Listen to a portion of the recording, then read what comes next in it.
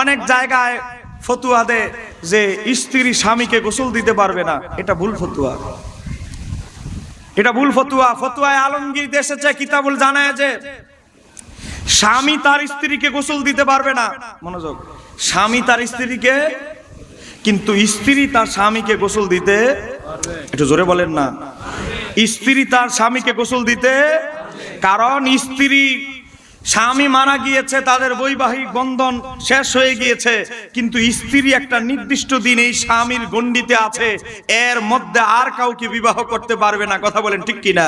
তার একটা ইদ্যত পালন, সুখ পালনের একটা সীমারেখা আছে। আল্লাহর হাবিবের বিবি আমাদের মা হযরতে মা আয়েশা সিদ্দিকা রাদিয়াল্লাহু তাআলা আনহা বলেন, আবু দাউদের হাদিস, আমি যদি জানতাম, আমি এখন যা জানি আগে যদি তা জানতাম, আল্লাহর হাবিবকে আমি ছাড়া কাউকে গোসল দিতে দিতাম না। একটু জোরে বলেন না সুবহানাল্লাহ। এটা দিতে পারবেন, তবে ওই গোসলের নিয়ম কানুন, কাপড় কাটা, গোসলের যে শুদ্ধ নিয়ম কানুন যদি জানা থাকে, শর্ত আছে, জানা যদি এমন আলেমা মহিলা হয় যে ওনার স্বামীর উনি গোসল করাবে, যদি মহিলাটা ইসলামে আদর্শবান হয়, পদ্ধতি সবকিছু তার জানা থাকে, তাহলে স্ত্রী স্বামীকে গোসল দিতে কোনো অসুবিধা ইসলাম কোনো নিষেধ করে। মানুষ মারা গেলে আমাদের কিছু মহিলাদের, পুরুষের হয় না, পুরুষের 100-র মধ্যে 100 জায়গায় তুলনা করলে 99 জায়গা মোটামুটি পুরুষ কন্ট্রোল করতে পারে, কিন্তু মহিলারা জাহিলি যুগের মতো বিলাপ করে, কাপড় টাপড় ছিঁড়া ফেলে, শুধু নিজের কাপড় ছিঁড়ে না, ভাই আসছে রাজশাহী থেকে মায়ের জানাজার জন্য, ভাইয়ের কাপড় টাপড়ও ছিঁড়ে ফেলে বিলাপ করতে করতে। এই কথা বলেন ঠিক কিনা? আমার বাবারা ভাইয়েরা, চোখের পানি আসা ইসলাম এটা কোনো নিষিদ্ধ নয়, এটাকে ইসলাম সমর্থন করেছে। আল্লাহর হাবিব বহু সাহাবায়ে কেরামদের জানাজার পরে, জানাজার আগে মৃত্যু সংবাদ শুনে আল্লাহর হাবিব চোখের পানি ঝরিয়েছে। 70 জন হাফেজ কোরআনকে শহীদ করে ফেলেছিল মুনাফিকরা, বলেছে আমাদের কাছে তারা দিন প্রচার করবে, কোরআন শিক্ষা দিবে, কিন্তু রাস্তার মধ্যে তাদেরকে হত্যা করে ফেলেছে, শহীদ করে ফেলেছে।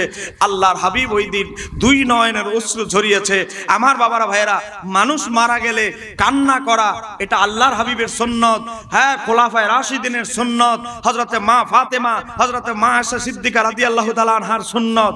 কিন্তু এই বিলাপ করা, হায় রে, এই মাটির মধ্যে গড়াগড়ি করা, এগুলো করা, আল্লাহর হাবিব বলেছেন, মিশকাত শরীফে এসেছে, আবু দাউদে এসেছে, তিরমিজিতে এসেছে, আল্লাহর হাবিব বলেছেন এগুলো হলো আইয়ামে জাহিলিয়াতের যুগের স্বভাব।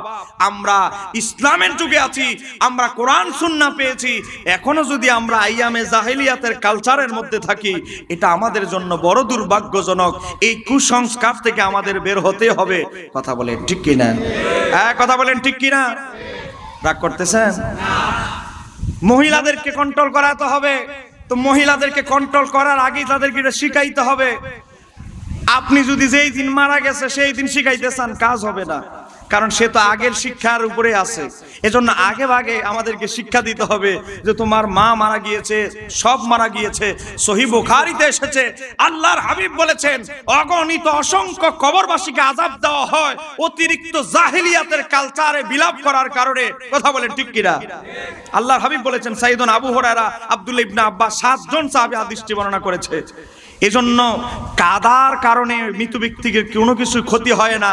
ওই যে বিলাপ, জাহিলিয়াতের ওই গড়াগড়ি করে বিছানা, ওই মনে করেন উঠান শেষ, বিছানা করাতে করাতে, এগুলো জাহিলিয়াতের কালচার, এগুলো থেকে আমাদের দূরে থাকতে হবে। কথা বলেন ঠিক কিনা?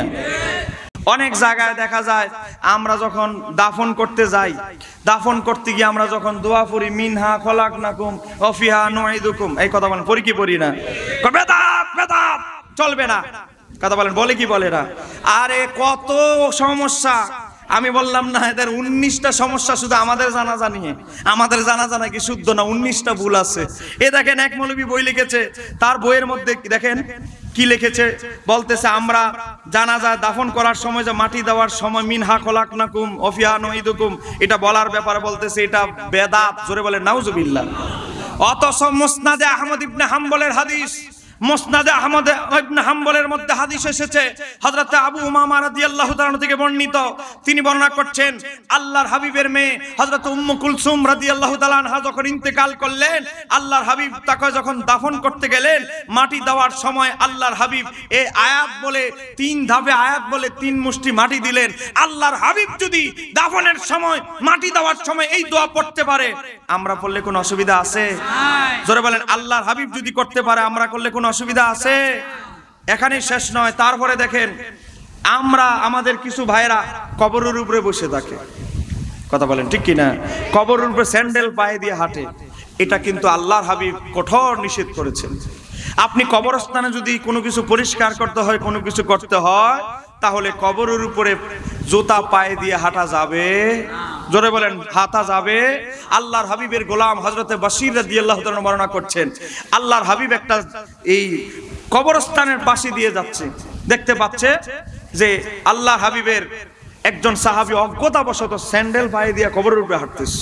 তখন আল্লাহর হাবিব, আবু দাউদের হাদিস, আল্লাহর হাবিব তাকে ধমক দিয়ে বললেন, হে স্যান্ডেল পরিহিত ব্যক্তি, তোমার স্যান্ডেল পরার কারণে মৃত ব্যক্তি কবর থেকে কষ্ট পাচ্ছে, তোমার স্যান্ডেল তুমি খুলে ফেলো। ওই ব্যক্তি তাকায় দেখে এটা সাধারণ 8-10টা মানুষের মতো কোনো ব্যক্তি নয়, স্বয়ং আল্লাহর হাবিব তাকে ধমক দিচ্ছে। সে স্যান্ডেলগুলো খুলে এমন জোরে দূরে নিক্ষেপ করলো, বলে এই জুতায় আমি আর জীবনে পরবো না, যেহেতু আল্লাহর হাবিব আমার জুতাকে অপছন্দ করেছে, আমি পরাকে এই জুতা ফেলে দিলেন। আমার বাবারা ভাইয়েরা, আজকে জুতা কবরের উপরে পায়ে দিয়ে হাঁটলে যদি মৃত ব্যক্তি কষ্ট পায়, তাহলে বসলে কি খুশি হয়? ধরে বলেন। আজকে ফতুয়া, একটা ফতুয়া দিয়ে আমি 1 মিনিটে শেষ করে দিচ্ছি। আজকে আহলে হাদিসদের একটা বড় ষড়যন্ত্র। কি ষড়যন্ত্র জানেন? তারা বলে যারা জিন্দা আছে এদেরকে তো গুমরা করবই, যারা মারা গেছে তাদেরকেও ছাড় দিব না, তাদেরকে একটা ফতুয়া দেওয়া যায়। কি দেওয়া যায় দেখেন, আব্দুর রাজ্জাক বিন ইউসুফের বইয়ের নাম রাসূল সাল্লাল্লাহু আলাইহি সাল্লামের সালাত, একটা ফতুয়া দেখেন কি বিভ্রান্তিকর ফতুয়া, যেই ফতুয়া ইহুদি নাসারা পর্যন্ত দেওয়ার সাহস করবে না, দুঃসাহস দেখাবে না। তার বইয়ের 63 পৃষ্ঠার মধ্যে সে ফতুয়া দিচ্ছে। তাকে একজনে জিজ্ঞেস করেছে যে কবর যদি পুরাতন হয়ে যায় ওই কবরের হুকুম কি? মনোযোগ। এখন আপনারা বলেন, আপনাদের আমার এই যে বাজানের বয়স 84-83 বছর বয়স, এই পিছনের বাচ্চারা আওয়াজ করতেছে প্যান্ডেলের বাইরে, সাবধান। কোনো ভলান্টিয়ার ভাই, কোনো ভাই থাকলে এদেরকে ঠান্ডা করে দেন, আওয়াজ বন্ধ করে। মনোযোগ। কারো দাদা মারা গেছে, ওই বাজানের দাদা মারা গেছে মোটামুটি 100 বছরের উপরে হবে না বাজান, আরো বেশি হবে। তো এখন ওনার কবরটা পুরাতন হয়ে গেছে, ওনার দাদার আব্বার কবর, বড় আব্বার কবর তা আরো পুরাতন হয়ে গেছে। তো এখন কথা হচ্ছে, পুরাতন হয়ে গেলে ওই কবরটাকে কবর বলতে হবে কি হবে না? নাকি নতুন কবর কবর, পুরাতন কবর কবর না? তাহলে পুরাতন কবরও কবর, নতুন কবরও কবর। তো যেই ব্যক্তি প্রশ্নটা করছে সে হইল একটা আবাল, কথা কোন ঠিক কিনা? কবর তো পুরাতন হোক নতুন হোক, কবর তো কবর। যে প্রশ্ন করেছে এই আহলে হাদিসকে যে কবর যদি বহু পুরাতন হয়ে যায়, কবর যদি বহু পুরাতন হয়ে যায় ওই কবরের হুকুম কি? কেমন বোকা, কত বড় জাহেল হতে পারে চিন্তা করেন। তখন সে উত্তর দিতেছে, পুরাতন যদি হয়ে যায় কবর, পুরাতন হয়ে যায় তাহলে হুকুম কি?